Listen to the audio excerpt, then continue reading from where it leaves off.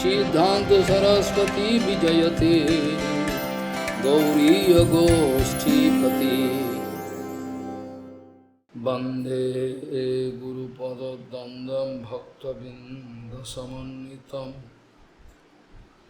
श्रीचैतन्य प्रभुं वंदे नित्यानन्दसहोदितं श्रीनन्दनन्दनं वन्दे राधिका चरणोदयं गोपीजनसमायुक्तं बिन्दावनं मनोहरं वाञ्छाकल्पतरुस्य कृपासिन्धुभ्यश्च पतितानं पावनेभ्यो वैष्णवेभ्यो नमो नमः। मूकं करोति वाचालं पङ्गुं लङ्घयति यत्कृपातमहं वन्दे परमानन्दमाधवं। वृन्दावै तुलसीदेव पिया वै केशवस्य च कृष्णभक्तिपदे देवी सत्त्ववत्त्वयि नमो नमः। नारायण नमस्कृत्य नरं चैव नरोत्तमं देवीं सरस्वतीं व्यासं ततो जयो मुदीरये। संकीर्तने कृष्ण कथोपदेशे गौरीयपत्रस्य प्रकाशने च सदानुरक्तगुरुभक्तियुक्तो भक्तिप्रमोदाक्ष जगोद्वरुन् ध्येयं सदा परिभवग्नमभिष्टदोहं तीर्थास्पदं शिवविरिञ्चनु तं शरण्यं भीतात्यहं पनुदुपाल्भवात्तिपूतं वन्दे महापुरुषते चरणारविन्दं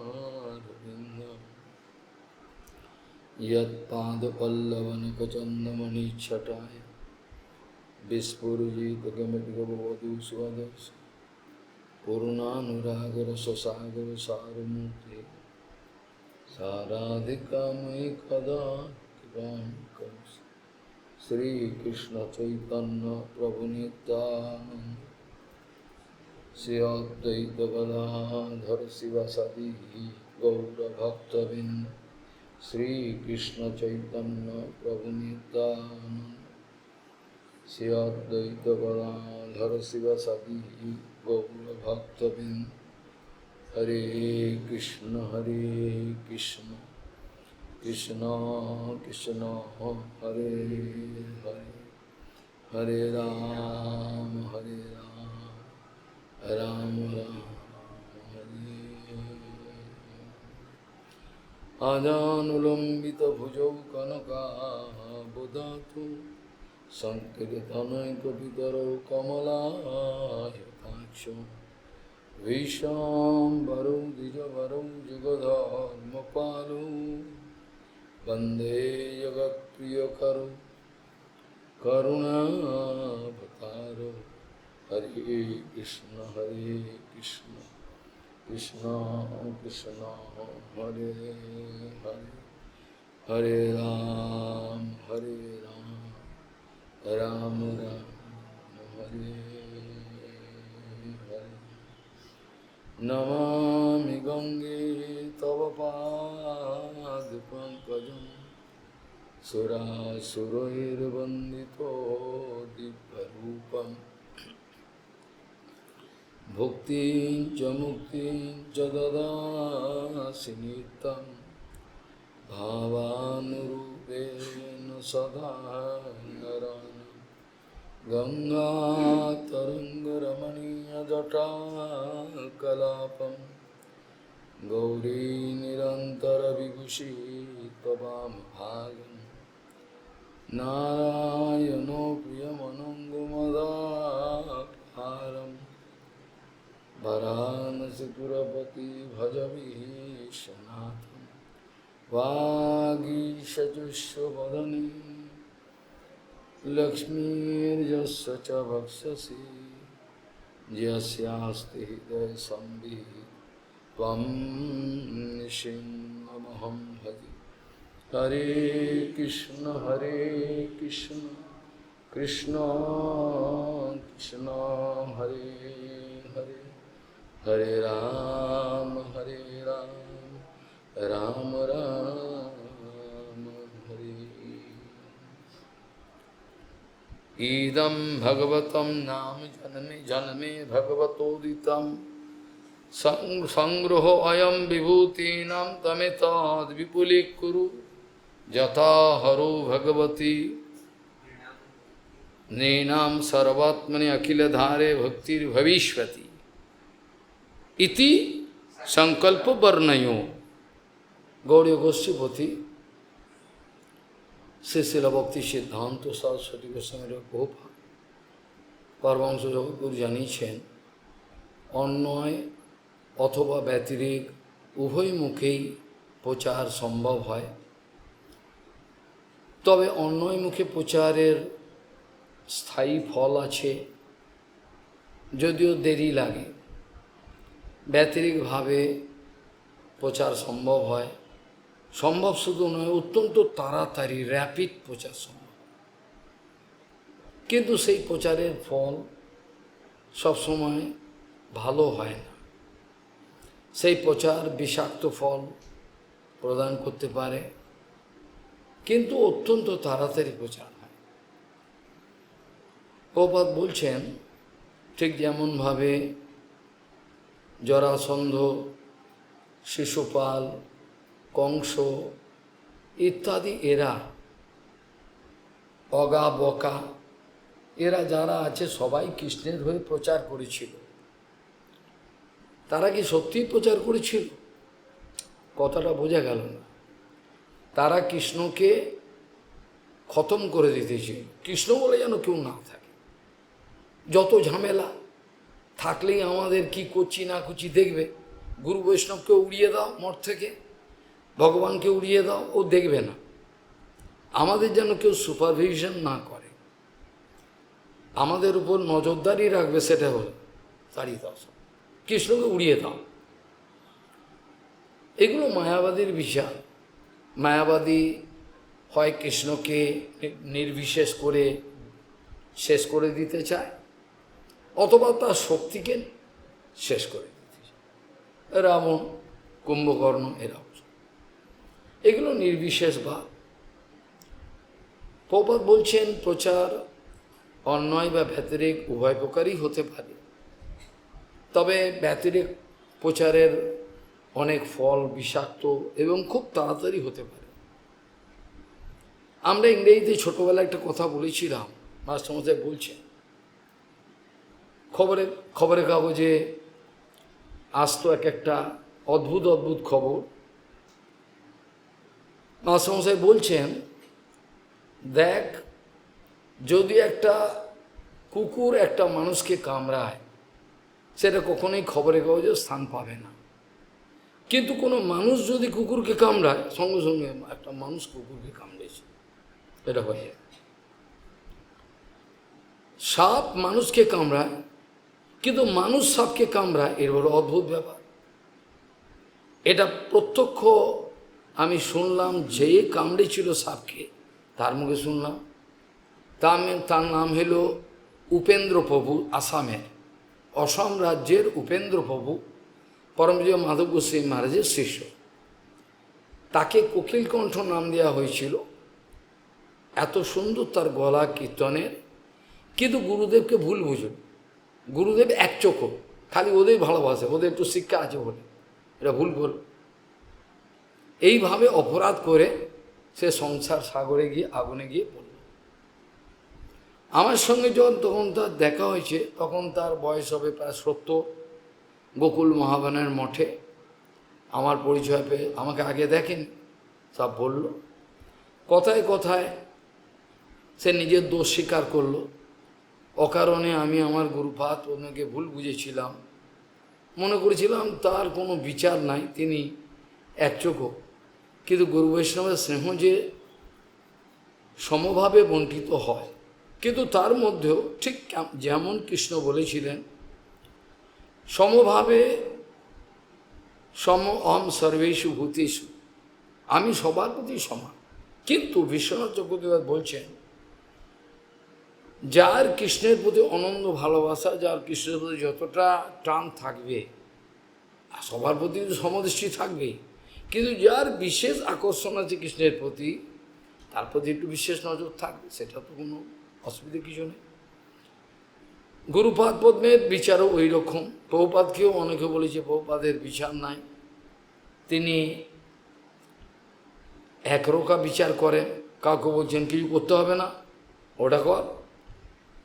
একটা রাজপুরুষের মতো দেখতে, তিনি গ্র্যাজুয়েশন পাস করেছেন, অনর্গল, বিভিন্ন ভাষা বলতে পারেন, সুপিব্য বক্ষস্থল, এইরকম চওড়া বক্ষস্থল। তিনি একটা ভালো জমিদার বংশ থেকে এসছেন। কথায় কথায় এই প্রসঙ্গগুলো বলতে ভগবান প্রেরণা দেন, যাতে আমাদের মগজে ঢোকে, তাই তো অপরাধ করছি। তিনি আসবার পর প্রভুপাদকে, তিনি কীর্তনানন্দ প্রভু তার হাতে একটা ম্যাগাজিন দিয়েছিল, গৌরী পত্রিকা, সে তখন হোস্টেলে পড়তো, গ্র্যাজুয়েশন। কীর্তনটা মানে কীর্তনানন্দ প্রভুর ওই গৌরীয় পত্রিকাটা নিয়ে হঠাৎ তার কী হলো, একটু পড়তে বসলেন, একটু দেখলেন। প্রথম প্রভুপাদের লেখাটা পড়ার সঙ্গে সঙ্গে একটা প্যারা ব্রহ্মাণ্ড ঘুরে গেল। ঠিক যেমনভাবে কলকাতা বিশ্ববিদ্যালয়ের সবচেয়ে বড় ভাষাবিদ যিনি ছিলেন সুনীতি কুমার চট্টোপাধ্যায়, তিনি বলেছিলেন, আমি ভেবেছিলাম আমি সর্বশ্রেষ্ঠ ভাষাবিদ, যেহেতু আমি কলকাতা ইউনিভার্সিটির সর্বশ্রেষ্ঠ ভাষা বিভাগ, তা এখন দেখছি আমি ভাষা কিছু জানি না। এই গৌড়ীয় পত্রিকায় প্রভুপাদের কাছে তিনি চিঠি লিখেছেন যে যদি গৌড়ীয় আপনি পাঠান আমার খুব আনন্দ, কিন্তু তার পরিভাষা পাঠিয়ে দেবেন, একটা ডিকশনারি, আমি মানেগুলো বুঝতে পারি না, কখন কি মানে, তা আমি আবার ভাষাবিদ। ঠিক সেরকমভাবে এই মহাপুরুষ তিনি ছুটে এলেন, পত্রিকার অ্যাড্রেস দেখে সঙ্গে সঙ্গে কলকাতায় প্রভুপাদের কাছে। প্রভুপাদের দর্শন হল, ভাগ্যময় প্রভুপাদ ছিলেন। দেখি অবাক, এইরকম কেউ মহাপুরুষ হতে পারে এটা আমি ভাবিনি। উনি অনেক আধ্যাত্ম মঙ্গলের চেষ্টা করছেন, অনেক চেষ্টা করছেন, কিন্তু কিছুতেই কোনো খোঁজ পাচ্ছেন না। যেমন সদানন্দ স্বামী বিভিন্নভাবে বিভিন্ন একটা কম্পারেটিভ স্টাডি অফ রিলিজিয়ানে করতে করতে পাগল হয়ে গেছে, আমি তো আসল জিনিস পাচ্ছি না, যেটাতে হৃদয়টা শীতল হয়, আনন্দে ভেসে যায়, হচ্ছে। শেষে যখন পেলেন একটা পত্রিকা না, ওই আমাদের নিশিবাবুর বাবুপাদের ভাষায় নিশিকান্ত সন্তানের শ্রীকৃষ্ণ চৈতন্য বইটা, তিনি উপঘাত অর্থাৎ ইন্ট্রোডাকশন পড়ে দুপাতা পড়ার সঙ্গে সঙ্গে বলে আমার জীবনের সমস্যা সমাধান। কিন্তু আমরা হচ্ছে এতটাই উজবুক যে আমাদের মাথায় কিছু ঢোকে না, আমরা আসল জায়গায় এসেও বঞ্চিত হয়ে যাই, কোনো লাভ হয়। তারা কিন্তু দেখার সঙ্গে সঙ্গে এইবার পেয়ে গেছি, এইটি খুঁজছিলাম, এ ভেতরে একটা শান্তি বিরাজমান। প্রথমেই সাধক যখন, আমি আমার নিজের অভিজ্ঞতার কথা বলছি, এটা কখন হয়, যখন গৃহের থেকে সময় আসছে, বুঝতে পারছে সব সংসারে সব অনিত্য, যাকে যত করেছি সব বেইমানি করেছে, ঘরেও শান্তি দেখা যাচ্ছে না, এখানে কি হবে, বিয়ে থা করে এসব করে কোনো লাভ নেই, সেই পরিণাম একই।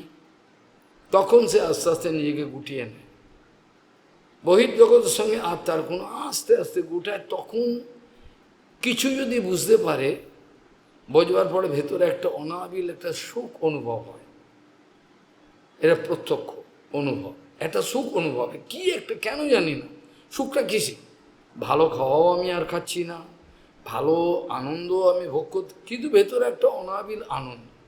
লোকের সঙ্গে দেখা হলে সেখানে সে আগের মতো সেই লোকে আমাকে কথা বলবে, আমি সেভাবে উত্তর দেবো, সেরকম কোনো ইচ্ছা থাকে না। আস্তে আস্তে মন কর্পূরের মতো উবে যায় সংসার থেকে। তারপর খোঁজ চলে নিরন্তর, কোথায় পাবো সেই মহাপুরুষ যিনি আমাকে চুল ধরে পার করে দেবেন। সব হয়, যাই হোক, এনার জীবনও হয়তো সেরম হয়েছিল, ওনার জীবনও সেরকম, এরমই হয়। এটি যখন একেবারে উদাস হয়ে যায়, আর যে সংসার মন নাই লাগে ভালো, এটা একবারে চরম অবস্থা। এটা একেবারে চরম অবস্থা। কাহা যায় কৃষ্ণ হেরি, এই চিন্তা বিশাল, এটা বিরাট ব্যাপার। এখানে বলছেন সেই মহাপুরুষ সঙ্গে সঙ্গে প্রভুপাদের চরণ আশ্রয় করলেন। তিনি বিবাহ করেন নাই, ব্রহ্মচারী অবস্থা, মানে বিবাহ করেন নাই, অবস্থায় ব্রহ্মচর্য হলেন। তারপরে তার নাম হলো ভূতবৃত প্রভু। পরে পরবর্তী সালেতে, ইংরেজ সাল থেকে ভগবানের ইচ্ছা যদি বাঁচিয়ে রাখেন, আপনাদের কৃপা হয়, হিন্দিতে সব গুরুভাবে চলবে। তার কাছে যেসব অফারগুলো এসেছিল, কোনো মানুষ এটা এড়াতে পারে না। যাকে এগুলো পরে বলবো। প্রভুপাদ তাকে প্রথমে পরীক্ষা করার জন্য তাকে চাষবাসের কাছে পাঠিয়ে দিলেন। সেই জীবনেও চাষবাস করেন, জমিদার। তিনি চাষবাসের কাছে বলে, দেখুন ওখানে কী চাষবাস কী হচ্ছে, গম চাল কত হচ্ছে, সব দেখবেন। তিনি নির্দ্বিধা হাসি মুখে বাঞ্ছা করেন। হাসি মুখে তিনি কি করলেন, সেই চাষবাসের কাছে লাগলেন। বেশ কিছুদিন প্রভুপাদকে লক্ষ্য করছেন, ওর মানসিক বেজার হয় কিনা। ও রেগে যাচ্ছে ভেতরে ভেতরে, অসন্ত, আমি আজ গাজুর, আমাকে দেখছি কিচ্ছু হচ্ছে না, কোনো বিরক্তি বলে কিছু নেই, আনন্দের সঙ্গে করছি। বাই চান্স একদিন একটা শিক্ষিত ফ্যামিলি এখানে এসছেন। এসে তিনি গামছা পরে জমির কাজ করছেন কোনো কিছু, তাকে বলছেন, কিছু প্রশ্ন করলেন। প্রশ্ন করার পর তিনি উত্তর দিচ্ছেন। তিনি বুঝতে পারলেন শিক্ষিত। বলার পরে তিনি প্রভুপাদের কাছে পাঠালেন। প্রভুপাদের কাছে তারা বললেন, মাঠে কাজ করছে একজন ব্যক্তি, তার সঙ্গে আপনার খোঁজ পেলাম, তা আপনি একটু হরিকথা দয়া করে বলুন। তিনি বললেন, আপনি এক কাজ করুন, যিনি মাঠে কাজ করছেন ওনার কাছে হরিকথা শুনতে যান। প্রভুপাদে কত রবা, ও তো এমন কিছু শিক্ষিত বলে মনে হয় না হয়তো, বলে আপনি ওনার কাছে, ওরা তো শিক্ষিত বিরাট। প্রভুপাদ পাঠিয়ে দিয়েছেন, এবং তিনি যখন হরিকথা বলতে আরম্ভ করলেন, ইংরেজিতেও বলছেন, শুনে অবাক, যিনি জমির কাজ করেন তার এমন ক্ষমতা। যেটা প্রভুপাদ বলছেন যে প্রভুপাদ এমন একটা স্কুল খুলেছিলেন যেখানে যারা ভর্তি হচ্ছে তারা যদি ক অক্ষর গোমাংস হয়, লিখতে পারে না, তারা পর্যন্ত পিএইচডি ডিলিট। কেশব গোস্বামী মহারাজ বলছেন, আমাদের অরণ্য মহারাজ যখন বিরাট বিরাট প্রফেসর আদি সবার কাছে বক্তৃতা দিতেন বিভিন্ন জায়গায়, বিভিন্ন ইউনিভার্সিটি, সেনেট হল, সেই সময় ওরা মনে করতেন বক্তৃতা হয়ে গেল, তো ওরা এবার জিজ্ঞাসা করছেন উনি কোন ব্যাপারে ডক্টরেট করেছেন।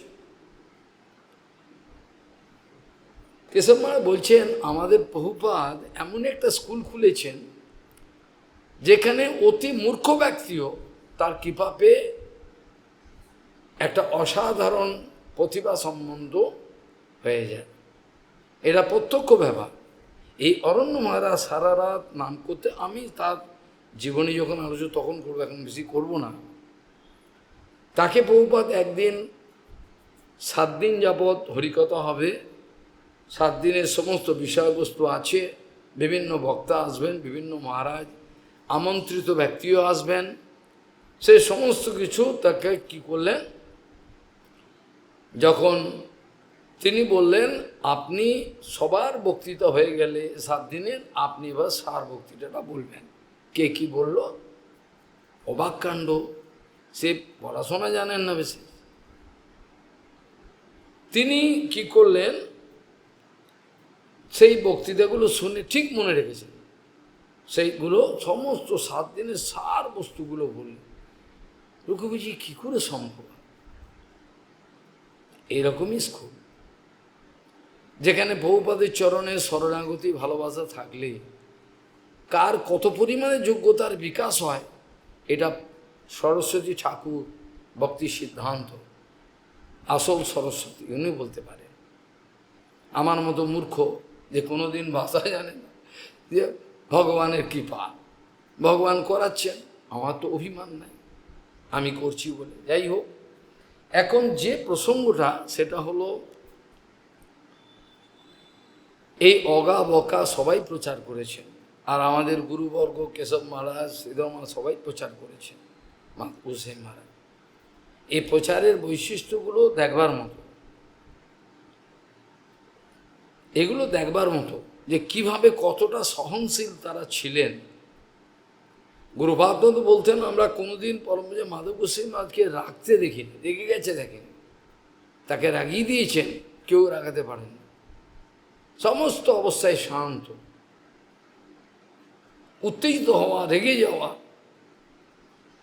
এগুলো হলো অধৈর্যতার প্রমাণ হয়। যাই হোক, এখন আমাদের বক্তব্য হলো এই যে অন্যায় ব্যতিরেকভাবে প্রচারের বৈশিষ্ট্য প্রবাদ কিছু বলছেন, তার মধ্যে দেখা যায় অগা বকা পুতনা আদি যারা আক্রমণ করছেন কৃষ্ণকে মেরে ফেলার জন্য, সেটা খুব তাড়াতাড়ি ফোকাসে এসে যায় পাবলিকের। কেন? কৃষ্ণের মতো ব্যক্তিত্বকে মেরে ফেলার চেষ্টা করেছে, এই জন্য এই নিউজটা র্যাপিড ছড়িয়ে যায়। এটা কৃষ্ণেরই ইচ্ছা, ব্যতিরিক মুখে সবার মুখে ছড়িয়ে দাও কৃষ্ণ কৃষ্ণ কৃষ্ণ, এটা হয় না। কিন্তু অন্যায় মুখে প্রচারটা হয়তো স্লো হয়, ধীরে ধীরে। যেমন আমি অকৈতব্য সত্য কথা কীর্তন করছি, আমি আশাই করতে পারি না জগতের লক্ষ লক্ষ লোক আমাকে সাবস্ক্রাইব করবে, কারণ সত্য কথা শোনবার সৌভাগ্য সবার হয় না, আবার যোগ্যতাও সবার নাই। সত্য কথা শোনবার পর সেগুলিকে হজম করা, এগুলো কম। আমি সেই আশা নিয়ে কথা বলি না, তাহলে লক্ষ লক্ষ লোক সারা পৃথিবী জুড়ে হওয়ার কথা ছিল বিভিন্ন ভাষায়। একটা ক্রিকেটার যদি ভালো খেলে শোনো তার কোটি কোটি হয়ে যায়, ভগবানের এতে হতে পারে, হয়তো কম হয়, কেন ওগুলো জড় জগতে, কিন্তু হতো। এখন প্রশ্ন হলো, অন্যায় প্রচার মানে হলো নিজের আচরণ মুখে ব্রজবাসীগণ শ্রীমতী রাধারানী কীভাবে প্রচার করেছিলেন, এটা বুঝতে গেলে কোটি কোটি জন্ম লাগে। শ্রীমতী রাধারানী তো প্রচার করলেন, প্রচারক না, প্রচারকগণের মধ্যে রাধারানী শ্রেষ্ঠ। তিনি প্রচার মানে কি, নিজের যে ভগবানের প্রতি যে সেবার ভাব, উদ্যম, সেই ভাবটা অপরের মধ্যে অনুভব করিয়ে দেওয়া, এটি শ্রীমতী রাধারানী এবং তার মঞ্জুরিগণ সখীগণ তারা যে সেবার করেছেন, ভগবানকে সর্বাঙ্গীনভাবে সন্তুষ্টি বিধানের এক দুর্দান্ত প্রচেষ্টা, সেই প্রচেষ্টাটাই তো প্রচার। তা যদি না হতো তাহলে প্রভুপাদ বলতেন না, কোনো একটা সাধুর আচরণই বাস্তবিক প্রচার। সে যদি কোনো হরিকথা নাও বলতে যায়, তার প্রচার হয়ে যায়। গৌরকিশোরপা কোনো জায়গায় হরিকথা বলতে যান না, তার আচরণ দুর্দান্ত, ভগবানের সেবার ইচ্ছা, এই আকর্ষণ তাকে জগতে অমর করে দিল। এইভাবে দেখা যায় বাস্তবিকভাবে বলতে গেলে আচরণটাই প্রচার। তবে হ্যাঁ, আচরণটা সবাই বোঝে না, এবং এ প্রসঙ্গে কোনো দিন সময় হলে সুযোগ হলে আলোচনা করা যাবে। কোনো এক আচরণশীল ব্যক্তি, তিনি কোনো সবাই যদি বসে থাকেন, কোনো হরিকথা বলছেন, কিন্তু তার ওই বসে থাকাটা, এটা যে জনগণের মধ্যে কতটা প্রভাব বিস্তার করে, এটা কারোর ধারণা নেই, কারোর ধারণা নেই, জানে না। এই যে আচরণশীল একটা সাধু, সেই যে সবাই বসে রয়েছে, কোনো কথা হরিকথা তিনি বলেন না, এমনি বসে, তীর্থগোস্বামী মহারাজ, গুরু মহারাজ, ওরা হরিকথা বলেন, ইনি বসে, যাদব মহারাজ সমস্ত, আর তার পাশে ত্রিবিক্রম মহারাজ বসে রয়েছেন। পরবর্তীকালে আমরা দেখেছি মাধব গোস্বামী চলার পর শিল ভক্তিবল্লভ তৃতীয় ভক্তিবিজ্ঞান, আর সামনে বসে রয়েছেন ত্রিবিক্রম। সেই যে বসে রয়েছেন, তিনি যে বসে রয়েছেন, তার বসে থাকাটা, তাই যে চুপচাপ বসে রয়েছেন তিনি, এই বসে থাকাটার একটা প্রভাব, তার এই বসে থাকাটার প্রভাব জনগণের উপর পড়ছে। বড় আশ্চর্যহীন বসে রয়েছেন, কথা বলেন, আচরণের এমনই প্রভাব আপনার মনে দাগ কাটবে, সত্যিকারের আচরণ যদি থাকে। আপনার দিকে যদি লোক তাকায়, তাকার সঙ্গে সঙ্গে যেন কি একটা শিখে নিল, বুঝতে পারবে। আচরণ যদি সাধু চোখের দিকে তাকালে বোঝা যায় তার একটা তেজ আছে, তার শরীরে, তার দর্শনে, তার চোখের তাকানিতে যেন একটা আগুনের তেজ বোঝা যায়। আচরণ যাদের নেই তা ম্যাটমেটে ও কিছু যেটা বলা হলো, এগুলো ব্রজবাসীদের অর্থাৎ শ্রীমতী রাধারানী বা রাধারানী পর্যন্ত না গিয়ে যদি যশোদা মা নন্দ বাবার প্রচারের কথা দেয়, অনেক স্লো প্রচার, ওটা বুঝবে কি? কিন্তু যারা বুঝবে তারা তো বুঝবে, যারা বুঝবে তারা বুঝবে। কিন্তু এ বোঝার মতো লক্ষণ, নন্দ বাবা কতটা কৃষ্ণকে ভালোবাসতেন, যশোদা মা কতটা ভালোবাসতেন, বা ব্রজের বাইরে উদ্ধবকেও যদি ধরুন কতটা ভালোবাস, এগুলো বুঝতে গেলে অনেক সময় লাগে। এরকম বলে এটা বলে অন্যায় প্রচার, এগুলো বুঝতে পারবে না বলে আমাদের গুরুবর্গ আচরণ মূলে তারা এসে জগতের কাছে এগুলো পুঙ্খানুপুঙ্খনে ব্যাখ্যা করে বলতেন। রাধারানীর প্রত্যেকটা অ্যাকশন, তার ভাব, যশোদা মায়ের ভাব কি বলছেন তো, এগুলোর মাধ্যমে তারা হরিকথার মাধ্যমে বুঝিয়ে দেন যে কতটা তীব্র তাদের কৃষ্ণর প্রতি ভালোবাসা, জগন্নাথের প্রতি কতটা ভালোবাসা, না প্রাণ ফেটে যাচ্ছে। এটা না হলে কৃষ্ণকে পাওয়া যায় না। যাই হোক, প্রভুপাদ বলছেন জগতের যত ধর্মনীতি আছে, সমাজনীতি আছে, শিক্ষানীতি আছে, নানা রকম নীতির কোনো অভাব নেই। বিভিন্ন রকমের আদর্শ অনেকে খুলে রেখেছেন, সেই সব আদর্শের পাল্লায় পড়ছেন সবাই। ওই আদর্শ দেখে কারোর বিবেক, কারোর অবিবেক, এগুলো দেখে তারা পাল্লায় পড়ছে, ওগুলো কি মনে করছেন আদর্শ। কেউ কেউ আবার বিভিন্ন নিজের নৈতিক একটা চরিত্রের একটা সৌন্দর্য লোকের কাছে প্রকাশ করে লোককে ঠকাবার চেষ্টা করছেন। প্রভুপাদ বলছেন বাস্তবিক পক্ষে এদের কোনোটাই কোনো কিছুর মূল্য নাই। এরা যা দেখাচ্ছে আদর্শ, সমাজ নীতি থেকে আরম্ভ করে আদর্শ বা চারিত্রিক বৈশিষ্ট্য জগতের কাছে প্রকাশ করা, কিন্তু এগুলোর জেনে রাখুন কোনো মূল্য নাই। আমি সৎ আর তুমি সৎ, তো কী হয়েছে? তুমি সৎ ধুয়ে জল খাও, তুমি সততা, তোমার সততা দিয়ে জল খাবো। আমি সৎ আর তুমি সৎ, তো কি? তুমি সৎ, আরে আমি সৎ, সৎ কি? সৎ মানে ওরা মনে করছে আমি টাকা চুরি করি না, কিছু করি, এইটা সৎ।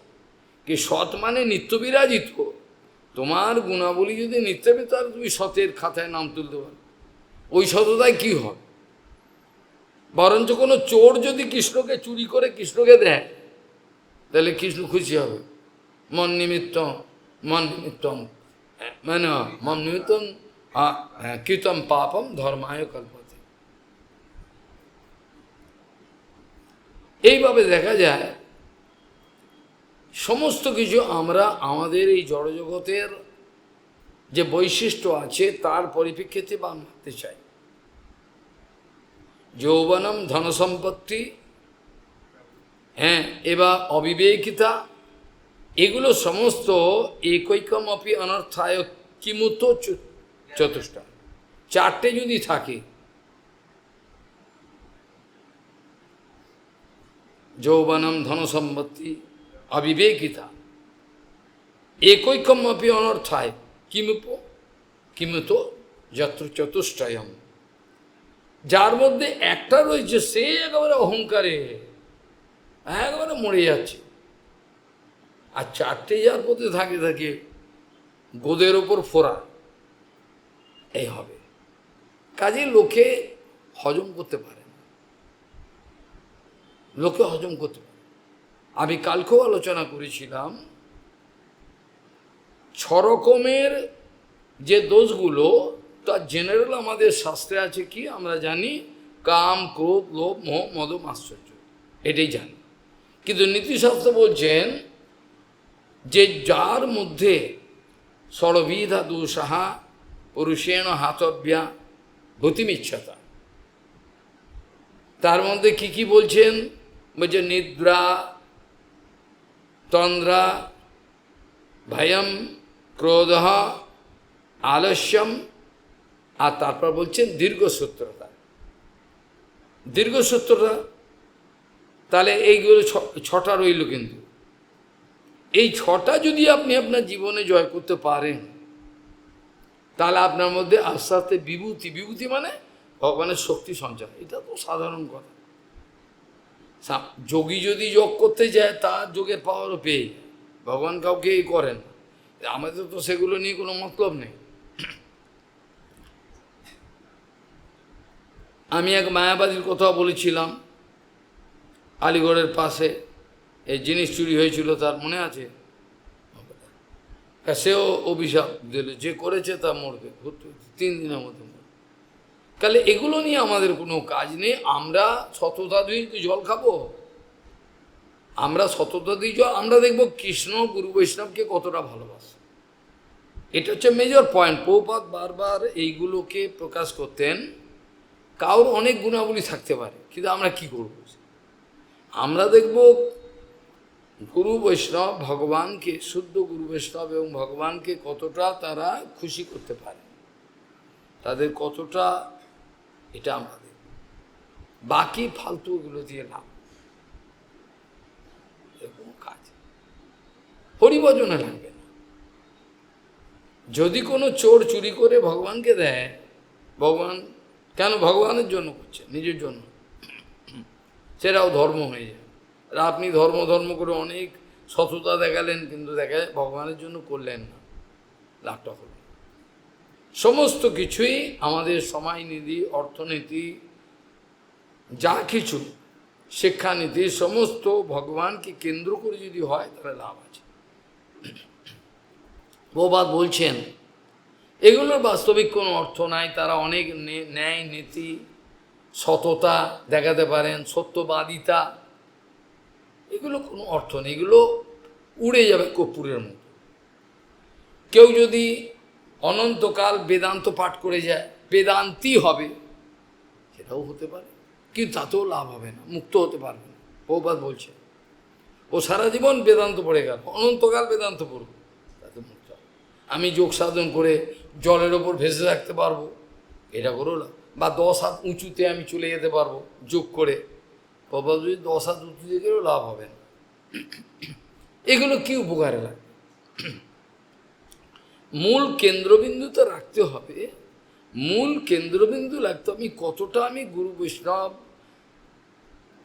ভগবান অর্থাৎ তদীয় বস্তু, তুলসী, গঙ্গা, যমুনা, এই সমস্ত কিছু যে আমার গোমাতা, এই তদীয় বস্তু, এগুলো বিশেষ করে ভগবান গুরু বৈষ্ণব সবাই তদীয় বস্তু, বৃন্দাদেবী করতে হবে, ভক্তি দিয়ে। এগুলোর প্রতি তার কতটা আকর্ষণ জেগেছে, ভালোবাসা জেগেছে, কতটা অনাবিল এক আনন্দময় হৃদয় নিয়ে সেই সেবায় যোগদান করে। গুরুমা যখন বাণী সেবা দিল, যে ভেতরে কি আনন্দ, আমি একটা কোথাকার একটা পোকা, কি আনন্দ, আমার কি বাণী সেবা দিল। আবার যখন বলল ও অমুক ব্রহ্মচারী যজ্ঞ করবে, তুমি মন্দিরের ভেতরে যাও, গিয়ে ওকে সাহায্য করো, কি আনন্দ, আমি কত বড় হয়ে গেছি হনুমান, কত বড় আমার ল্যাজ গজিয়েছি, কি আনন্দ, আমাকে অধিকার দিয়েছে গুরুমা। এগুলো একটা সুখের ব্যাপার। গুরুমা প্রত্যক্ষভাবে আমাকে এরকম ডাইরেক্টলি বলেন না। যখন দাউজি মন্দিরে চুরি হয়ে গেল, চলে গেল, পালিয়ে বঞ্চে, অনেক ঘটনা, তখন আমি হরিকথা বলি, অন্য অন্য সেবা করি, কিন্তু ওখানে এখন কে পূজা করবে, কোনো নেই।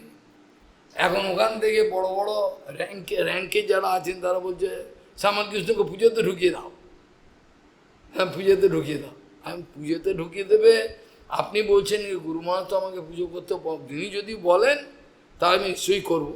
যেমন ব্রহ্মচারীর অ্যাক্সিডেন্ট হয়েছিল, আমি এমনিতেই করছিলাম সেবা, হসপিটালে গিয়ে 12 ঘন্টা সে মরো না। তারপরে আবার গুরুমাজকে দিয়ে বলালো, ওরা জানে না আমি যেটা হ্যাঁ বলবো করবো। গুরুমাজ বলছেন বাবা ও সেবাটা কি কিন্তু আমার সেবা, ওই যে রামদাস অ্যাক্সিডেন্ট তাও বলেছে ও সেবাটা কিন্তু আমার সেবা, জেনে নেব।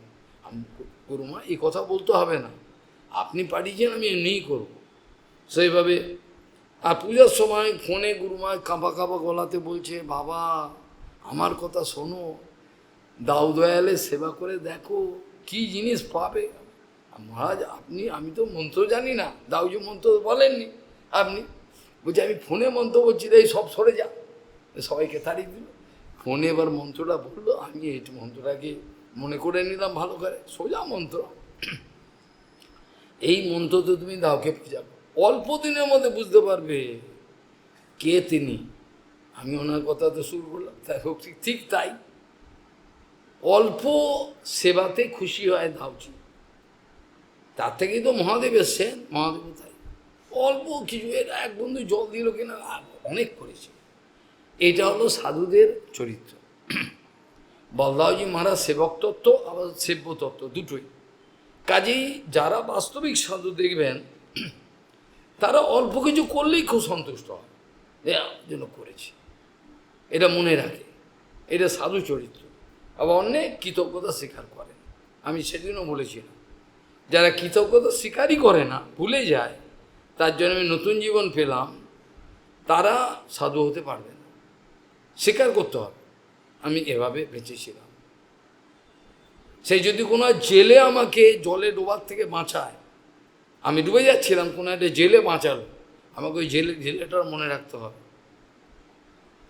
আজকে যদি পরমীয় মাধব গোস্বামী মহারাজ কোনো তার এক গুরু ভাইকে, তার যক্ষা হয়েছিল, তাকে যদি সেবা করে থাকেন নতুন জীবন দিয়ে, তার মনে রাখা উচিত।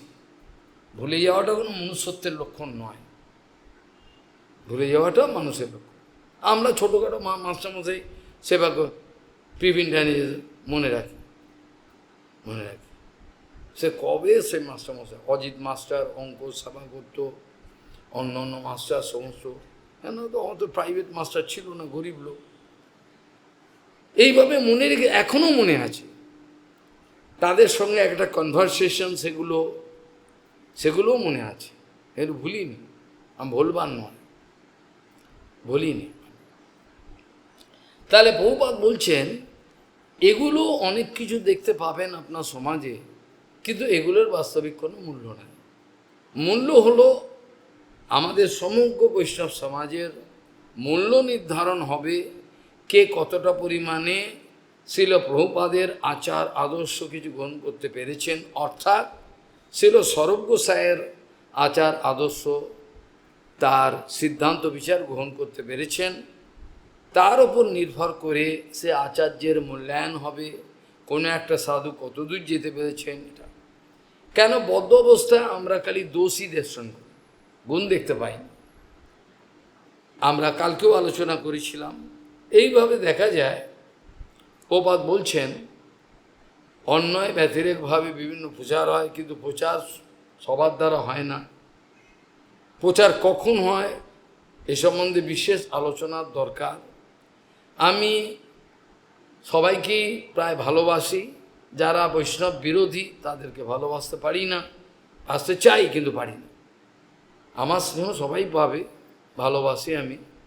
আমার বক্তব্য হলো ভগবান শ্রীকৃষ্ণের মামা হয় কংস, অতএব কংসকে আদর করতে হবে, এই বুদ্ধি নিয়ে প্রভুপাদ বলছেন কৃষ্ণের মাতুল হয় মশাই। কি বলছেন আপনি বাজে কথা? কৃষ্ণের মামা হয়, কৃষ্ণের মামা হয় আদর করব না? এরকম বুদ্ধিতে যারা বিচার রেখেছেন তারা প্রভুপাদের আশ্রিত বলে, আসলে তারা আশ্রিত নয়, তারা প্রভুপাদকে ছেড়ে দিয়েছেন। এই অবস্থায় তাদের ঘটনাটা প্রভুপাদ এরমভাবে বলছেন। প্রভুপাদ বলছেন কোনো এক ব্যক্তি যদি অজ্ঞতাবশত, তার মূর্খতাবশত সিদ্ধান্ত কিছুই বোঝেন না, কিছুই এখনও বোঝা, মানে আমি বলতে চাইছি সিদ্ধান্তের গভীরে যাওয়া। পরম পূজ্য শ্রীধর গোস্বামী মা গত হয়েছেন কত সালে, আমার কাছে একটা চার্ট আছে, কত সালে গোস্বামী মহারাজ চলে গেছেন, কত সালে বন গোস্বামী মহারাজ চলে গেছেন, কত মাধব গোস্বামী মহারাজ চলে গেছেন, কত সালে শ্রীধর গোস্বামী কত সালে গেছেন, সেখানে লেখা আছে আমার। এখন সেই সময় তিনি যদি ছিল স্বামী মহারাজকেও সন্ন্যাস দিতে চান নাই, বারবার স্বামী মহারাজ ওখানে যাচ্ছেন, বলছে আপনি যান ওই পরমে কেশব মহারাজ। কেশব মহারাজ বলছে না উনি দেবেন, উনি গেছে, উনি বলছে না উনি দেবেন। এই করতে করতে অনুনয় বিনয় করতে করতে সিদ্ধ গোস্বামী ওনাকে, যিনি যিনি স্বামী মহারাজকে পর্যন্ত শেষ অভয়চরণ তাকেও সন্ন্যাস দেননি, তিনি এক এলি তিনি ফালতু লোক, কে এই বুদ্ধিটা ঢোকালো কার মাথায়? এটা হয় নাকি? কি পাগল নাকি যাকে তাকে সন্ন্যাস দিয়ে দেবে? সন্ন্যাসের অর্থ কী? সন্ন্যাসের অর্থটা কী? তার আচ্ছা আমি দেখবো না আচরণগুলো, কেউ একটা সন্ন্যাসী আচার্য হলো, আমি দেখবো না? আমার শাস্ত্র বিচার গুরুবর্গ বলেনি, সেটা থেকে আমি বিচার, আমি অন্ধের মতো বলে দেবো ভাই কি কেন বলবো? আমি কি ঘুষ খেয়েছি নাকি? কাউ থেকে টাকা খেয়েছি যে আমি টাকা খেয়ে কথা বলবো? কথাগুলো জানতে হবে, তা নাহলে ভ্রান্ত পথে চলে হরিকথা কানে ঢুকবে না। এত সিদ্ধান্ত বিচার বলার পরেও কজন এই সিদ্ধান্তগুলো গ্রহণ করতে পেরেছে? পেরেছে কি? হাজার হাজার কথা বলার পরেও লোকের কানে ঢুকবে কেন? কিভাবে ঢুকবে? কিভাবে ঢুকবে? একটা মহামন্ত্রের কীর্তন যদি তারা এনে দিতে পারে, তারা গাইছে, তাহলে মানব। এখনো বলতে অন্য কীর্তন তাহলে কি হলো? প্রপাদের আদর্শ হলো? যেখানে শাস্ত্র বলছে হরিনামের ব্যাপারে বলছেন, হরিনাম মহামন্ত্র ধ্যেয়ম জ্ঞেয়ম নিরন্তরম, হরিনাম মহামন্ত্র ধ্যেয়ম জ্ঞেয়ম নিরন্তরম। এনে বলা যায় আমি উচ্চ চিৎকার করে গাইতে পারবো, কীর্তন সব করতে পারবো, জপ করতে পারবো। প্রপাদে ইচ্ছে শিক্ষা দিয়েছেন ভক্তিবিনোদ ঠাকুর, তাহলে সেখানে মানা হলো কোথায়? আমি যদি ভক্তিবিনোদ ঠাকুরের গলাটাই কেটে দিলাম, অর্ধেক মানলাম। কনিষ্ক, আমরা ইতিহাসে পড়েছি, কনিষ্কর মুন্ডুটা পাওয়া যায়নি, এর দেখেছি ইতিহাসের পাতায়, মাটির তলা থেকে পাওয়া গেছে। একটা রাজা ছিল, তো এটা তো অর্ধ কুটকুটি হলো। আমি নিত্যানন্দকে মানবো না, গৌরাঙ্গকে মানব, এই বিচারগুলো ভালো না, সহজে বিচার। আমি বুঝিই নি কিছু। আমার বাস্তবিক কোনো সাধুর সঙ্গে সঙ্গ হলে পরে তখন আমার দিগন্ত খুলে যাবে, চোখের আলোতে উদ্ভাসিত হয়ে যাবে, এত আনন্দ। আর যেগুলো কোনোদিন জানতাম না সেগুলো আজকে জানতে পারলাম। কেউ কোনোদিন বলে নাই আমাকে এইসব কথা, আজ এখানে জানতে পারলাম। সিদ্ধান্ত বলিয়া চিত্তে না করো অলস, ইয়া হইতে কৃষ্ণের আগে সুদৃঢ় মানো। আর সিদ্ধান্ত যা হোক ও দেখার দরকার নেই, এটা ভজনের লক্ষণ নয়। ভজন হয়নি, ভজন হলে এই কথা হতো না।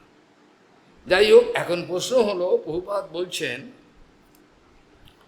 প্রভুপাদ সেখানে বলছেন যে যদি অনন্তকাল কেউ বেদান্ত পাঠ করে তাতেও কোনো লাভ হবে না।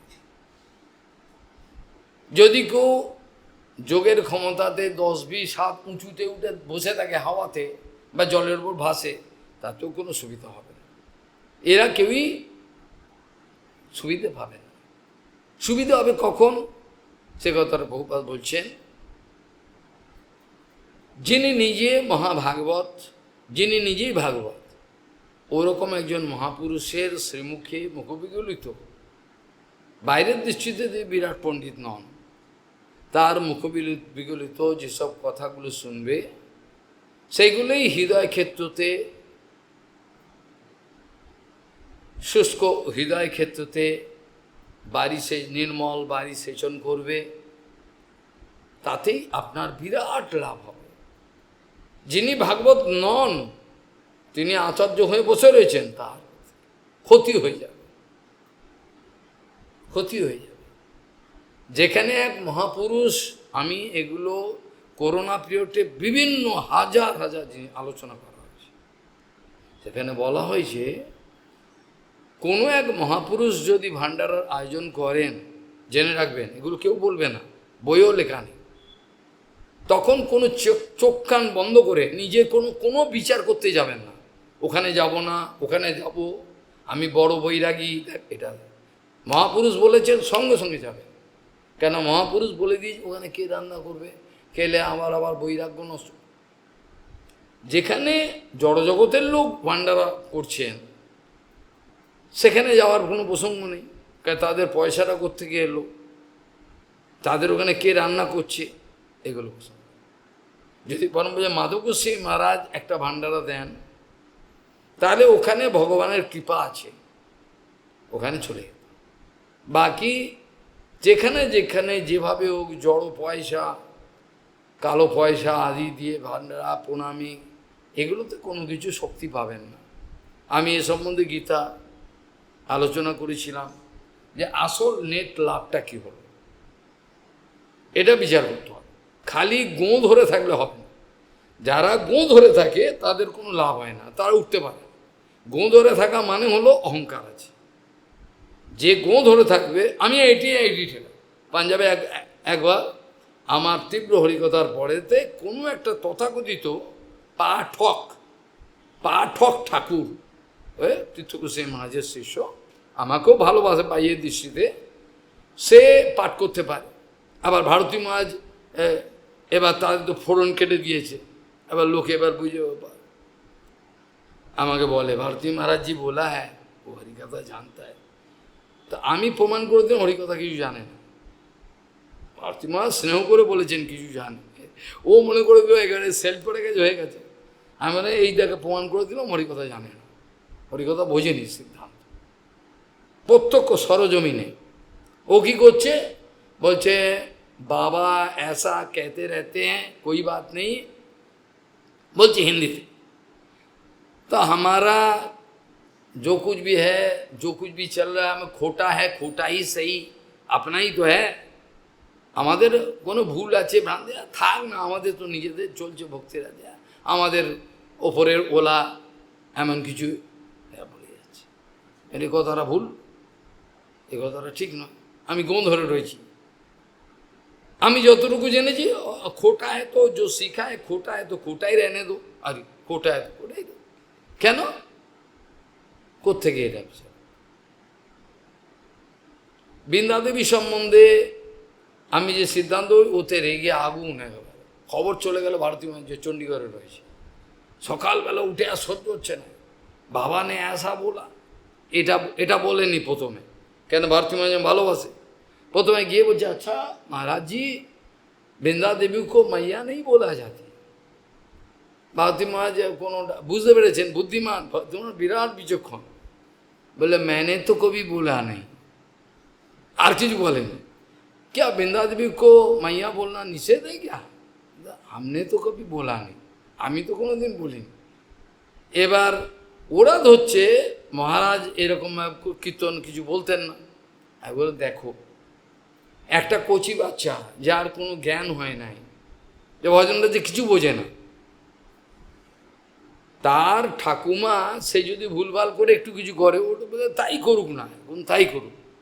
ভক্তিবল্লভ তীর্থগোস্বামী মহারাজ সিদ্ধান্ত জানেন না, জানেন, তিনি বলে যাও করছে করুক, এখন সময় এলে তারা বুঝতে পারবে কোন জায়গায়। এখন কিছুই বোঝেন। যখন আমাদের ভজন রহস্যের এই যে কীর্তনগুলো ভক্তিবিনোদ ঠাকুর করসপন্ডিং কীর্তনগুলো করেছেন, যেগুলো অষ্টজামের সঙ্গে সংলগ্ন, সেগুলো পরমপুরী কেশব গোস্বামী মহারাজ একদম কেউ হাত দেবে না, হরিকথা শোনো। আবার পরমপুরী মাধব গোস্বামী বলছে ঠিক আছে, গুরু বৈষ্ণব আনুগত্য একটু শুনতে পারে। এবার এরা কনফিউশনের মধ্যে পড়েছে, এর উত্তর দিতে হয় আমাকে, কথা হয়ে গেল। তিনি কি বুদ্ধি নিয়ে বলেছেন জাম কীর্তনের ব্যাপারে? বাস্তবিক তো জাম কীর্তন অধিকারই নেই, প্রভুপাদ বলেই দিয়েছেন, আমাদের কোথায় অধিকার। তবু যদি এক মহাপুরুষের আনুগত্যে দুই একটা কীর্তন করে, বোঝা যাচ্ছে কোনো দিন মঙ্গল হতে পারে, এই বিচারে তারা তো জানে তো যোগ্যতা, তারা কি বোকা নেই? তারা তো বোকা না। এখন প্রশ্ন হলো, আমি সাক্ষাৎ ছিলাম যেখানে জাম কীর্তনের যে একেবারে বেদনাদায়ক যে কীর্তনটা,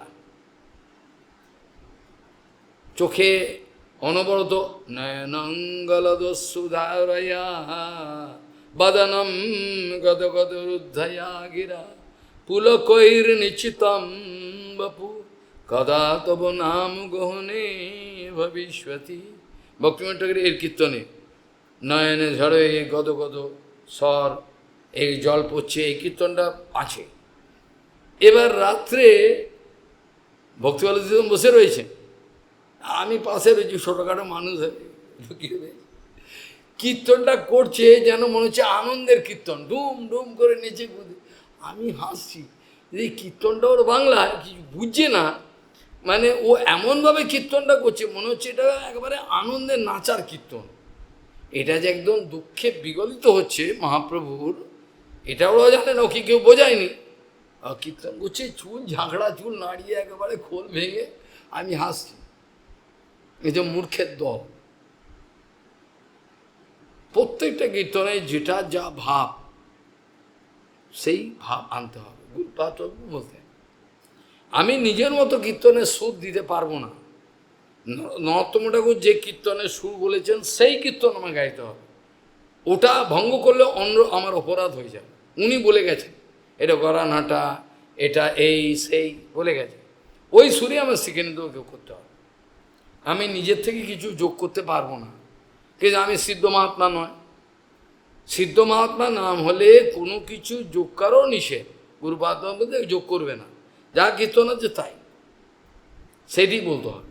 কিছু আখর যোগ করে দিল, এটা তো অনুভব নাই, সে তো সেই সিদ্ধ অবস্থা ওঠে নাই, এটাও নিষেধ করতে। এখন কেউ মানে কেউ মানে না, এটা নিয়ে তো কোনো জোর জবরদস্তি কিছু নাই। যাই হোক, এখন প্রশ্ন হলো, প্রভুপাদ বলছেন যে এই ধরনের অনেক যোগ্যতা অনেকের মধ্যে দেখা যায়, কিন্তু কোনো যোগ্যতারই কোনো অর্থ রাখে না, থাকে না, যতক্ষণ পর্যন্ত তার সঠিক ভালো করে খেয়াল করতে হবে। সঠিক সৌত পন্থায় যারা থাকবেন না, সৌত পন্থায় যারা সঠিকভাবে যারা সৌত পন্থায় থাকতে পারলেন না, তাদের কিন্তু বিপর্যয় আসবেই আসবে, তারা পাবেন না। যদি ওরা পায় তাহলে শাস্ত্র মিথ্যে, শাস্ত্র মিথ্যে কথা বলেছে। এই জন্য সম্প্রদায়বিহীনা যে মন্ত্রাহা তে নিষ্ফলা মাতাহা, কোনোদিন আলোচনা, আজকে এই আলোচনার বিষয় নয়। যাই হোক, আমি যদি সঠিক ভক্তিবিনোদ ঠাকুর প্রভুপাদ আমার গুরু পরম্পরার লাইনে থাকি, কৃষ্ণচৈতন্য চতুর্মুখ আদি, তাহলে আমি পরে গিয়ে আমি অন্তিম সময় সিদ্ধি লাভ করব, বা শরীর থাকতে থাকতেও সিদ্ধি লাভ করব। কিন্তু আমি যদি না করি, তাহলে যতই মাথা কোটো আর যাই করো, সিদ্ধ হতে পারবে না, কখনোই হবে না, কখনোই হয় না। যে শ্লোক দিয়ে আমি শুরু করেছিলাম তার চর্চাটা করা উচিত ছিল। সেখানে আদি কবি ব্রহ্মা, মহ্যন্তি ইয়ৎ সূরয়, হ্যাঁ, আদি কবেও প্রথমে বলেছেন, হ্যাঁ ব্রহ্মা, এটা বলেছেন প্রথম। এখন ব্রহ্মা, তাকে উপেক্ষা করতে আমরা পারবো না, কারণ আমাদের লাইনে কৃষ্ণতে চতুর্মুখ হয়, কৃষ্ণ সেবনমুখ, এগুলো আসছে। এবার ব্রহ্মা সেই ভাগবত কথার যে বিজ্ঞানটা অনুভব স্বয়ং, স্বরহস্যম তদঙ্গঞ্চ জ্ঞানম, যেটা ব্রহ্মাকে বলেছিলেন, এবার সেটা কি করছেন, ভগবান শ্রীকৃষ্ণ ব্রহ্মাকে বলেছেন, ব্রহ্মা পেয়েছেন সে মদিত। এমনকি ভগবান শ্রীকৃষ্ণ গ্যারেন্টি পর্যন্ত দিয়েছেন, গ্যারেন্টি দেননি, এতৎ মতম সমাদিষ্ট পরমেন সমাধিনা ভবান কল্প বিকল্প সে ন বিমুচেতে। আমার এই যে সিদ্ধান্ত বিচার তোমাকে দিলাম, যেগুলো বোঝালাম, বোঝালাম মানে অন্তর্নিহিত শক্তি দিয়ে বুঝিয়েছে, বাইরের দেশে সবগুলো বলে গেছে।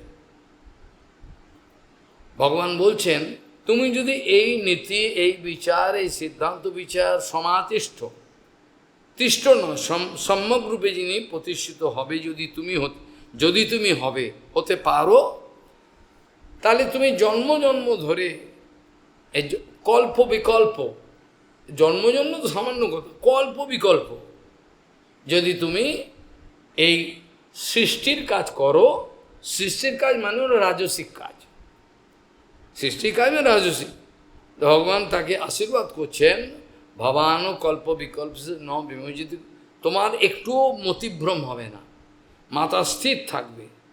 ভবান সম্মান দিয়ে বলছেন, ভবানটা বলে সম্মান দিয়ে, বয়ম জুয়ম এগুলো এমনি চলে। আর যখন ভবান বলবে এটা বিরাট এক্সেপশনাল পার্সোনালিটি, গুরুদেবকে বৈষ্ণববৃন্দকে ভবান এগুলো বলতে হয়। তাহলে ভগবান ব্রহ্মাকে সম্মান দিয়ে বলছেন, ব্রহ্মা কিন্তু একটি ছেলে, এ কথা ব্রহ্মাও বলেছেন, আমি তো আপনার থেকে এসেছি, তা ছেলে।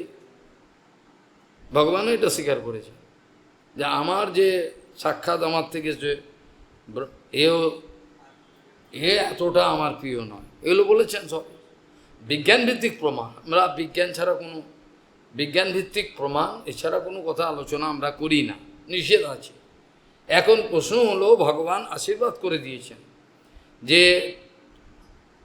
আপনি ভবান মানে এবার সম্মান দিতে হবে, আপনি কল্প বিকল্পে এ ধরনের সেবা করেও আপনার মাথা খারাপ হবে না। যেমন তোমার মনে ইচ্ছা বা একটু মাথাটা খারাপ, আর পেরে উঠছি না, কী হচ্ছে রে বাবা, হয়, কিন্তু ব্রহ্মাকে ভগবান আশীর্বাদ করেছে তোমার কিন্তু মাথা খারাপ হয়। এরকম যে যারা যারা গুরু কৃপা পেয়েছেন তাদের বিরাট বিপদের মুহূর্তে চারিদিক থেকে আক্রমণ করবে, স্থির থাকেন তারা স্থির, অনাবিল একটা প্রবাহ চলতে থাকে। এগুলো সব লক্ষণ যারা জানে না তারা বৈষ্ণব চিনতে পারে না। যারা এইসব লক্ষণগুলো শাস্ত্রের লক্ষণ জানে না তারা বৈষ্ণব চিনতে পারে না। তারা বলবে কোনো আদর্শ দেখা যাচ্ছে না এনার মধ্যে, এগুলো বলবে, আর জানে না, বুঝতে পারে, শাস্ত্রের বিচার শোনে নেই। যাই হোক, এখন প্রশ্ন হলো এই, ব্রহ্মা যেগুলো শিখেছেন, ব্রহ্মা তার পুত্র নারদকে বলছেন তো, নারদকে বলছেন, কিন্তু নারদকে ভগবত তত্ত্ববিজ্ঞান উপদেশ করতে গিয়ে আগে সাবধান করছেন। নারদ, বাবা ভালো করে শুনে নাও কি বলছি, হ্যাঁ, ইদম ভাগবতম নাম জন্মে ভগবতও দিতম। জানো এ ভাগবত কি? ভগবান নিজে আমাকে বলেছেন ভগবতও দিতম, উদিতম, জন্মে, যেটা আমাকে ভগবান নিজে বলেছে। আর তারপর কি বলে, হ্যাঁ এবার বলছেন ইদম ভাগবতম নাম জন্মে ভগবতও দিতম, হ্যাঁ হ্যাঁ, সংগ্রহ অয়ম বিভূতি নাম তমেতৎ বিপুলিক করু। এই আলোচনাটা আমরা পরের সপ্তাহ করতে হবে, এতটা গভীর, তা নাহলে এই যারা প্রতারক হয়েছেন তাদের এমনি শুনেও মাথা ঘুরছেন, শুনেও তাদের হচ্ছে না, তারা এগুলোকে এলেবেলে ভেবে দিয়েছে, তারা যা বলছে ওইটি করছে। আর আচরণ তো ছবি গেলে বোঝা যায়, একই সঙ্গে বিদেশিনী মহিলা এবং সবাই সব একই টেবিলে বসে খাচ্ছেন, একটা পতিত ব্যক্তি, একটা বদ্ধজীব সে পরিবেশন করছেন, এগুলো না করে তো $10,000 তো সে দেবে না। আমি যদি দেবে খাওয়াটা প্রত্যাখ্যান করে দিই, $10,000 দেবে? তা দেবে না, আমাকে করতে, এটা গুরু সেবার জন্য করতে হচ্ছে মশাই, জানেন নাকি? তাহলে কত বড় আমি একসঙ্গে খাচ্ছি, ছবি ইন্টারনেটে দেখা যাচ্ছে, বাহ ভালো তো। এগুলো বলে আদর্শ আচার্য।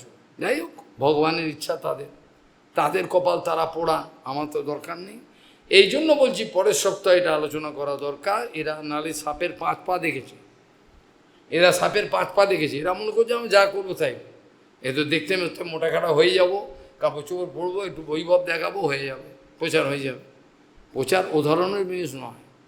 প্রচার করতে গেলে প্রভুপাদ কালকেও বলেছিলাম, প্রভুপাদ বলে 200 গ্যালন রক্ত ব্যয় করলেও, 200 গ্যালন রক্ত ব্যয় করেও না করলে কাউকে প্রভাব ফেলা যায় না, এতটা আচরণ রাখতে হয়। তারপরেও গ্যারেন্টি নেই, তারপরেও তোরা নেবে না, চলে যাবে। তাহলে কি করে আশা করব আমি? যারা নিরন্তর শুনছেন তারাই প্রভুপাদকে চেনেন না, গুরুবর্গকে চেনেন না, আমাকেও চেনেন না, বুঝতে পারেন না, তাহলে আর কী আশা করবো? তারা কি আমার সাথে কন্ট্যাক্ট নিয়েছেন নাকি? এই কন্ট্যাক্ট দিয়েছেন, আমি ঠেকা নিয়েছেন, আমি কাউকে ঠেকা দিয়েছি নাকি যে এই ঠেকাতে কাজ করবে, এত টাকা পাবে? এটা তো সেবা, এ সেবা বোঝেইনি, তা সেবা কাকে বলে? তা তো আনন্দ হতো। টেনশন তখনই আসে যখন মায়াবাদ বিচার আসে, যখনই আমার মধ্যে টেনশন দেখবে, তার মনে হয় ভগবান বিশ্বাস নেই, মা বাবা। টেনশন কেন আসবে? টেনশন কোত্থেকে আসবে যেখানে আমার পূর্ণ বিশ্বাস ভগবান আছেন? কতবার তো আমাকে মেরে ফেলবে বলেছে, বলেছিল না, উপরে যান, কিছু ভয় নেই, ভগবান আছে, কিছুই বলবার নেই। এরা নিজের ইচ্ছা মতো চলবে, কাউ তো করবেন, করেননি, করবেন না, করলে তাদের জীবন পরিবর্তন হতো। যাই হোক, এখন ব্রহ্মা বলছেন তমে তৎ বিপুলিক করো, এটাকে তুমি বিপুলভাবে, বিপুলিক করো মানে তুমি প্রচার করো বিপুলভাবে, কিন্তু একটা খেয়াল রেখো, সংগ্রহায়াম বিভূতি নাম তমে তৎ বিপুলিক করো, কিন্তু একটা ব্যাপার খেয়াল রাখবে, অন্যভাবে যুগী অন্নবিলাসী নিয়ে লাভ পূজা প্রতিষ্ঠা, আমি গুরু বৈষ্ণবের সেবা করব, সবাই আমায় জানবে, আমাকে টাকা পাঠাবে, গুরু বৈষ্ণবের সেবা করছি বলে আমার সুবিধা হবে, এটা কিন্তু সেবা হচ্ছে না। করছে কি? মর থেকে তো ডিক্লেয়ার করে দিয়েছে আমার সঙ্গে কোনো সম্বন্ধ নেই, আমি কি সেবা ছেড়েছি? আমাকে ওরা টাকা দিয়েছে, কতগুলো বই ছাপানো হয়েছে তো গুরু মহারাজ পরবর্তী আচার্য, তারপরেও তো বলছে আমার সঙ্গে সম্বন্ধ, একটা পয়সাও নিয়ে দেখেছেন তো, আলু সেদ্ধ অন্ন, এই ভিটামিন আমার, উৎসাহের শেষ নেই। এই অবস্থা, সেখানে বলছেন ভালো করে এই কথার প্রতি খেয়াল রাখতে হবে। ভগবান ব্রহ্মা এবার বলছেন যথা, এমনভাবে প্রচার করবে, যথা হরু ভগবতী সর্বাত্মনি অখিলা ধারে ভক্তির ভবতী নিরাম, যেমন এমনভাবে প্রচার করো, নিজের কোনো স্বার্থ বজায় রেখে প্রচার করো না, এমন কোনো সেবা করো না, গুরু বৈষ্ণবের কাছে থাকলে পারে এমনি নাম হয়, আমি ওইটাকে কাজে লাগিয়ে একটা অন্য কিছু খুলে নিলাম, তাহলে শক্তি পাবেন। যারা এই ধান্দা করবে, গুরু বৈষ্ণবের নাম নিয়ে কিছু একটা খুলে ফেলি, করে ফেলি, ওখানে থাকলে নাম হয়ে গেছে, করে নেবো, আমি ফায়দা নেব, তার সেবা হয়নি। যে গুরু বৈষ্ণবের সেবা করার পরে তো লজ্জাতে মাথা নিচু করে, এনাকে তো আমি চোখেই দেখিনি, আর সেবা কী করব? বামন গোসাইমা যে সেবা করেছিল তার চোখে দেখেছে, বামন গোসাইমাই তাদের কাছে থাকে, রান্না করে, সেরকম গুরু মহারাজের কাছেও থাকতো, তার কাপড় জামা ধুয়ে দিয়েছিল, তাকে সব ঠিক করে দিয়েছিল, খাইয়েছিল, সে তো গুরু মহারাজকে দেখেই নি, দেখেছি কি? কোথায় দেখেছে? আর দেখলে পরে তো ক্রিয়াকর্ম তো বুঝবে, ফলেন ও ফল কারণ অনুমিয়তে। আমি যদি দেখে থাকি প্রভুপাদকে, হয়তো সাক্ষাৎ দেখিনি, বাণীশ্বর দিয়েছে, তারা আমাকে তো সেইটা তিনি কৃপা করবেন। সেব্য বস্তুর গুণাবলী সেবকের মধ্যে আসবে না তো হতে পারে না, এটা রূপ গোস্বামী তো কনফার্ম করেছেন। আমি সেবা করলাম প্রভুপাদের, প্রভুপাদ তো নিত্যকে চলে গেছে, কী করে সেবা করলে? আর তার বাণী সেবা করলাম, তার কথাবার্তা সিদ্ধান্ত বই পাচ্ছে, সেবা, তা আমার সেবা হবে না? বলে নিশ্চয়ই হবে, সে তো নিত্য জগতে রয়েছে। গুরু মহারাজকে মরে গেছে 25 বছর আগে, মরে চলে গেছে, ও তো তাই মনে করে, তাই মনে করে কাপড় জামা ঠিক করে দেওয়া, এখানে খাইয়ে দেওয়া, শুইয়ে দেওয়া, গায়ের কাপড়টা ঠিক করে দেওয়া, এইটাই মনে করে সেবা। সেই সেবা হিসাব করলে গৌরকিশোর বাবাজি মাঝে কোন সেবাটা করেছিলেন প্রভুপাদ?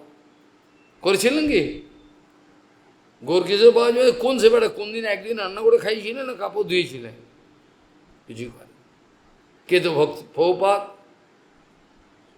বাস্তবিক পক্ষে যে সেবা করেছিলেন, এটা হলো গৌরকিশোর বাবাজি বাবার মনোভীষ্ট সেবা। শ্রী চৈতন্য মনোভীষ্টম স্থাপিতম যেন ভূত। তাহলে আর গৌরকিশোর বাবা তো ওইটি করছেন, শ্রী চৈতন্য মনোভীষ্ট স্থাপন করবেন তো, সেটা তো তার শিষ্যকে যে করা চিন্তা, অসুবিধা কি? এক তাই তো গুরুসেবা। গুরুসেবা মানে তো এই নয় দুটো খাইয়ে দিলাম, 2-4টে রুটি হয়ে গেল, খেয়ে করেছি তো, আচ্ছা করেছি, তা সেবা করে থাকলে সেব্যের গুণাবলী সেবকের মধ্যে আসছে না কেন? যে বাস্তবিক সেবা করেছে সেই সেব্যের গুণাবলী সেবকের মধ্যে আসতে বাধ্য, এই সিদ্ধান্তটা জেনে রাখবেন, ভুলবেন না। যে সেবা করবে, সেবা করে দেখুন, কোনো একটা চোর চিটিংবাজ কোনো একটা বেশ্যা সেবা করে দেখুন, এক দিনে বেশ্যা হাতে অন্যটা খাবেন, খেয়ে দেখবেন কি হয়, সেই জ্বালা পোড়াটা। এটা আমাদের রঘুবাবু বলেছে। ম্যাড্রাস মধ্যে দিয়ে পূজারি এবং এবং তুই জানে না, সে বলছে কোথায় খাবো, আমার তো নিরামিষ খেয়ে মঠে খাই, মঠে পয়সা দিয়ে দিয়েছি, পয়সা খেয়েছে। খাওয়ার পরে বলছে সারাদিন গা লঙ্কা বাটার মতো চলছে। মানে কারণ বুঝতে পারছি না, আমার মন সংযত, আমি সবসময় আপনার কথা চিন্তা করি, প্রভুপাদে কী করে এটা হচ্ছে, গা জ্বলে যাচ্ছে লঙ্কা বাটার মতো পুরো একবারে। আমার একবার হলো এই প্রভুপাদের আবির্ভাব স্থানেতে একজন আমাকে জোর করে প্রভুপাদে প্রসাদ বলে দিয়ে দিল। প্রসাদটা কী ব্যাপার হলো, গা জ্বলছে কেন? আরেকবার হয়েছিল বৃন্দাবনে, আমি বলে দিয়েছিলাম কাউকে হাত দিতে দিবি না, 4টে রুটি। একজন অসুস্থ পাঞ্জাবের বুড়ি জোর করে ঢুকে করেছে, ঠিক বুঝতে পারি গা জ্বলছে, কিরকম যে গলা মাথা পাতা জ্বলছে, কী ব্যাপার হলো। পরে রঘু খবর নিয়ে দেখে, একজনকে জিজ্ঞাসা করলো কী ব্যাপার, ও তো হরিকথা শুনে বুঝতে পেরেছে। বললো পূজারি এবং রসইয়া দুজন চরিত্রহীন, রাত্রিবেলা সব উল্টোপাল্টা করে, আমার নিজে চোখে দেখা। এত রাত হয়ে গেছে, ব্রহ্মচারীকে বলছে শুয়ে পড় শুয়ে পড় শুয়ে, আমার পাশে রয়েছে, কী করবো, কোথায় শোবো, আমার কোনো আমাকে তো আর আলাদা করে দেবে না, ফালতু মানুষ আমি ওদের সঙ্গে একটা যে কোণে সরে হলে শুয়ে রয়েছি, আমি ওকে বারবার ও পর্দা চাপা দিয়ে দেখছি। ওই ছেলেটাই আবার সকালবেলা দেখি তীর্থগোস্বামী মহারাজের উৎসবে কীর্তন করছি। আমি তো সত্য কথা বলছি, আমি যদি মিথ্যে কথা বলি তাহলে ভয় আছে। তা এগুলোই এখন ব্রহ্মচারী সন্ন্যাসী এরমই হবে, এর চেয়ে ভালো আশা করবেন না। ভালো আশা করতে গেলে এইসব কাপড়গুলো পাল্টে আসুন, সব যা যা শিখিত পাল্টে আসুন। সহ্য করতে পারবেন কি না, যদি পারেন বেরিয়ে যাবেন, নালে যান, বোক কাটাও একটু, কুড়ি যেমন কেটে যায় কেটে যাবে। সহ্য করতে পারবেন তো এসব কথা, তাহলে শুনুন, নালে বোক কাটা হয়ে যাবে, কেউ পারবে না। তা এইভাবে দেখা যায় ব্রহ্মা তার ছেলে একে বলছেন, হ্যাঁ ব্রহ্মা তার নারদজিকে বলছেন ভালো করে সাবধান, এমনভাবে প্রচার করবে যেন সর্ব জগতের যে সার বস্তু জগন্নাথ কৃষ্ণ, তার চরণে ভক্তি হয়। এই কথাটা কোটেশন হিসেবে দিও, লজ্জার মাথা খেয়েছে এগুলো বেশ্যাগুলোর থেকে নিচে নেমে গেছে। বেশ্যাগুলো ভালো, শরীর বিক্রি করে খায়, গুরু বৈষ্ণবকে বিক্রি করে খায়, স্বাস্থ্য বিক্রি করে খায়, এরা পতিতার থেকে অনেক নিচে। আমি একবার দ্ব্যর্থহীন ভাষায় বললাম, পতিতা একটা মূল্য আছে, শরীর বেঁচে খায়, কী করবে, খেতে পাচ্ছে না, ও পরিস্থিতি এরকম। এরা তো বাণী বিক্রি করছে, এরা তো গুরু বৈষ্ণবকে বিক্রি করছে, বাণী বৈভব বিক্রি করে দিচ্ছে, বিশ্বাস থেকেও নিচে, যা করার করুক। সত্যি কথা আমি বলছি, ওদের কানে যেন এই কথাগুলো যাবে না জানি, ওরা কানের মাথা খেয়ে রয়েছে, কিন্তু গেলে ভালো। যদি লজ্জা হবে না, লজ্জা মাথা খেয়ে যদি লজ্জা নেই। যথা হরু ভগবতী নৃণাম সর্বাত্মনি অখিলাধারে ভক্তির নৃণাম ভক্তির নৈষ্ঠিক ভক্তাদের জন্য ভগবানের চরণে যাদের তাদের ভক্তি হয়, এরকমভাবে তুমি কিন্তু হরিকথা বলো। অন্য কিন্তু কোনো কিছু ধান্দা নিয়ে কোনো কিছু টাকা পাবো, প্রতিষ্ঠা পাবো, এই জন্য আমি ওখানে কীর্তনে লোক হয় বেশি, যেখানে কীর্তন করবো, এখানে লোক নেই, কী হবে। এই জন্য আমি বকেছিলাম এই দুজনকে, একে এটা যেন না হয়। এরা হলে পরবর্তীকালে সমস্ত চরিত্র নষ্ট হয়ে যাবে। আমি কীর্তন শোনাবো ভগবানকে, আমার কথায় কত হাজার লোক আছে এটাও বিষয় করে না। এমন সভা গেছে, সেখানে শয়ে হাজার হাজার লোক, বামন গোস্বামী মাতৃরও সেখানে তো হরিকথা। আবার একটা লোক রয়েছে সূর্যকান্ত, তার কাছে হরিকথা। ভগবানকে তো বলবো, আমি তো নাম যে টাকা পাওয়ার জন্য বলি নাই, কেউ বলতে পারবে না। আজ পর্যন্ত কোনো রেকর্ড নেই যে উনি টাকার জন্য গেছেন এ হরিকথা বলতে। যেভাবে চলে যায় মাধুগুরি, তাও চাইতে যায় না। এখন আমরা এই বিষয় নিয়ে পরের সপ্তাহ আলোচনা করার ইচ্ছা রাখি, কিন্তু ভাগবতী মহাপুরাণেরই বিষয়গুলো আলোচনা করছিলাম।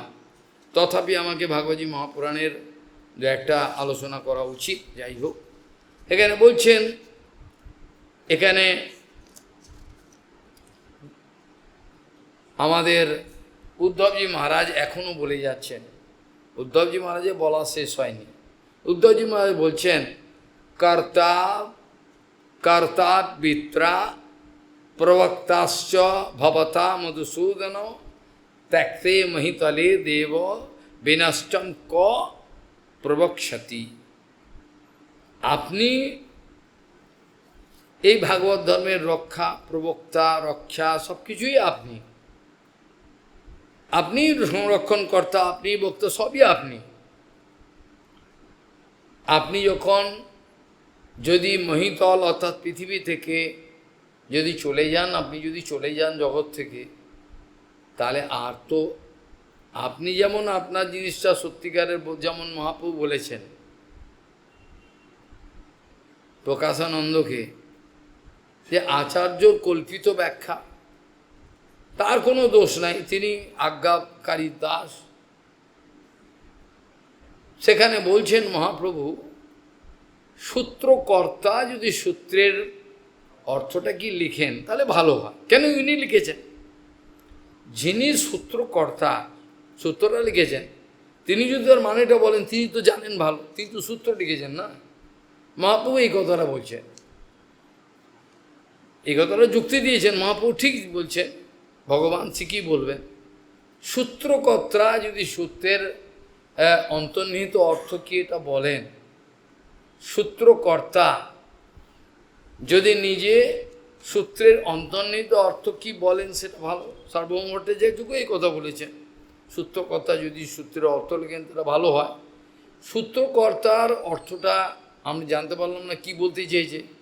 আমি তার একটা কল্পিত অর্থ, সুপারফিশিয়াল একটা অর্থ আমি একটা করে বসলাম, সে অর্থটা হলো না। সেটা মহাপ্রভু সার্বভৌমত্বকে বারবার এটা প্রমাণ করে যে এই যে অর্থটা, এটা তো কল্পিত অর্থ হয়ে গেল।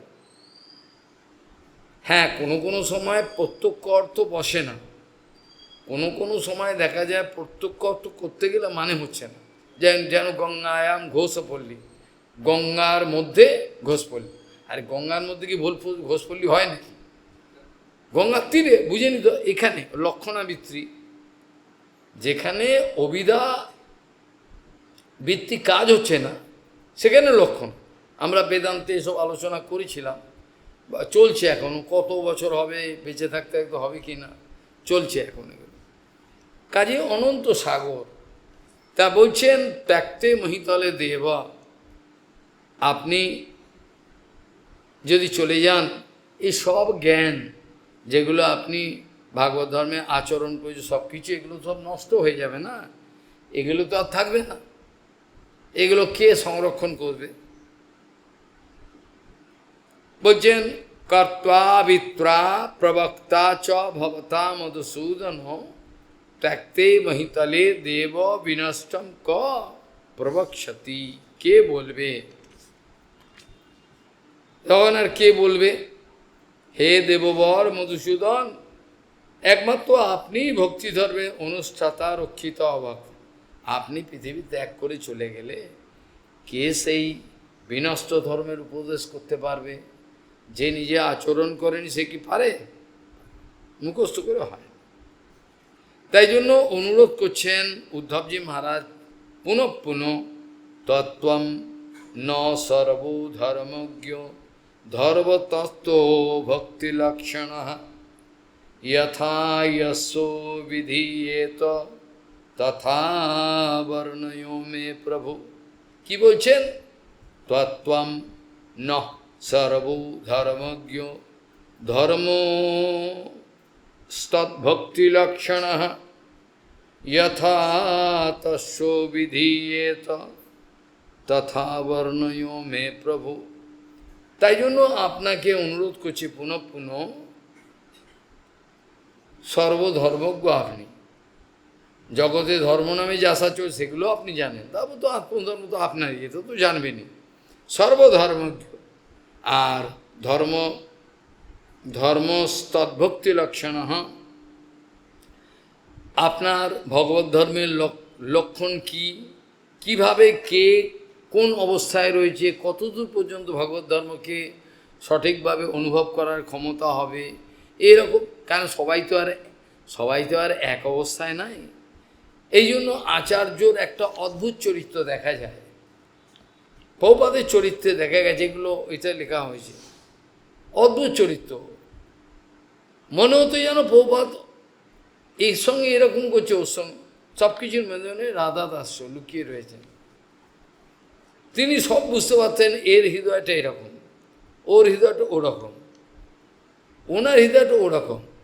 ওই যে মাটা এসছে হরিনাম নিল, তার মনোবৃত্তি এরকম, ওরা বুঝতে পারে। সেটা অনুভব করে ওদেরকে সেইভাবে তাদেরকে স্নেহ মর্যাদা এগুলো দিয়ে তাদেরকে উদ্ধার করার চেষ্টা করে। এরা বহুপাদের টেকনিক ছিল। কোনো দাম্ভিক অহংকারী বিরাট প্রভুপাদ তাদেরকে প্রাকমুখে প্রথমে তাদেরকে একটু দিয়ে দিতেন, দিয়ে আস্তে আস্তে হরিকথার মাধ্যমে প্রমাণ করে যে তোদের মতো বড় ছাগল নেই। আর আগে কিন্তু সম্মান দিত, কেননা পুরো সভাটা নষ্ট হয়ে যাবে। কারণ ওরা পরে যখন প্রভুপাদের প্রবচন শুনলো, তারা নিজেরাই আবিষ্কার করলো আমার মধ্যে ছাগল আর নেই। প্রভুপাদ কিন্তু মুখে বললেন, পরন্তু সমাধি আজকে আপনাদের কাছে আমাদের এসছেন উনি সভা অলঙ্কৃত করতে, এইভাবে বলে দিল। বলে দেওয়ার পরে কেন এটা না করলে হবে না, এটা না করলে হবে না, এইভাবে ঠিক মাধব গোস্বামী মাধব হাইকোর্টের বিচারপতি, সুপ্রিম কোর্টের, এইগুলো সব নিয়ে এগুলো এদের কী হবে, কিন্তু এগুলো নিয়ে আসছেন। এগুলো এলে পরে সব লোকের ইম্পর্টেন্ট লোকের মাথা ওরা আসছে, তা যাই শ্যামবাবার কাছে কে আসে, প্রধানমন্ত্রী আসেনি কে, ধো কী হবে, ঠিকই তো, আমার কাছে না এলেই ভালো, আমি তো নিষেধ করি, ভিড় ভাড়াক্কা আমি চাই না, আমার সময় নষ্ট করতে পারবো না। হ্যাঁ, বিশেষ যাদের আগ্রহ আছে তাদের সাহায্য নিশ্চয়ই করো, সময় নষ্ট করার সময় নেই। কাজেই ভগবান বলছেন ত্বম ন, আর সময় হবে না, এইখানেই বিশ্রাম দিতে হবে চর্চা। যার যে লক্ষণ, যার যে অবস্থা রয়েছে, সে অবস্থা থাকে ভাগবত ধর্মের একবার মূল একেবারে চরমের অবস্থাটা বললে বুঝতে পারবে না। যেমন আমাদের ভাগবত ধর্মের বিভিন্ন আচার্য আছেন, প্রহ্লাদ থেকে আরম্ভ, সবাই তো এক নয়। এই কথাটা পরের দিন এবার ব্যাখ্যা করা হয়, কেন এরম বললেন, কার কীরকম অবস্থা রয়েছে, কীভাবে অনুষ্ঠেয়, এ আপনি বলতে পারবেন এই অবস্থায় এরম করলে উন্নতি হবে। সবার তো এক অবস্থা না, কথাটা বোঝা গেল। একে যে ট্রিটমেন্টটা দিতে হবে ওষুধটা, ওকে সেই ট্রিটমেন্টটা হবে, ও নিতে পারবে না। তো কার কীরকম ওষুধ চলবে সেটা আচার্য বোঝেন। এখন এরা যদি রেগে যায়, খামাখা মাথা গরম করে ফেলে, তাহলে গেল, কিছু করার নেই। এই পর্যন্ত আজকে থাকলো বিশ্রাম। আজকে কত পর্যন্ত, 6, 7, 6 and 7। ইদম ভগবতম নাম জন্মে জন্মে ভগবতোদিতম সংগ্রহ অয়ম বিভূতিনাম তমে তদ বিপুলীকুরু যথা হরৌ ভগবতী নৃণাম সর্বাত্মনি অখিল ধারে ভক্তির ভবিষ্যতি ইতি সংকল্প বর্ণয়ো। वाञ्छकल्पतरुस्य